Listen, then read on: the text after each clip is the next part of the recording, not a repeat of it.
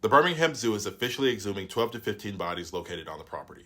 After approval from the state, the zoo has been given permission to move the bodies elsewhere and build a cougar exhibit where they are now. The zoo says a storyboard detailing the history of the bodies and a monument will be placed in their stead. The bodies will also get their own burial boxes and memorial services. However, these aren't the only bodies that have been discovered underneath the zoo, the Botanic Gardens, Lane Park, or this area of Mountain Brook. Over 4,700 people, some in unmarked graves, once laid here. Some of them are still found underneath the soil. And you're probably wondering how and why they got there, and why some are still there. Well, I got you covered. Here is their history.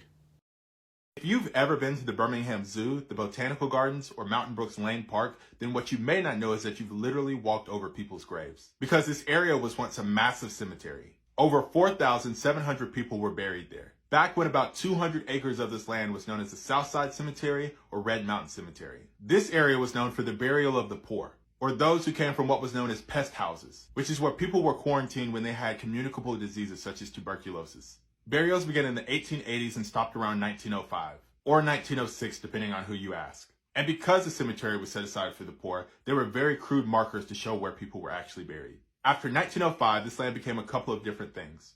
One of them was Lane Park, named after Mayor Lane. Another one was the Allen Gray Fish Hatchery.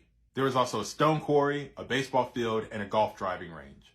And now those graves can be found up under the zoo, the Botanical Gardens, Lane Park, and also some houses in Mountain Brook. When the Dunn-Formal Rose Garden in the Botanical Gardens was being created, they found at least 3 graves, and a litany of other items. That includes shoelaces, fasteners, and broken bottles. Records of some of those buried can still be found today. Both the Botanical Gardens and the zoo have owned this part of their history. And even though we can't change the past, what we can do if we visit these places is respect the land that we're walking on.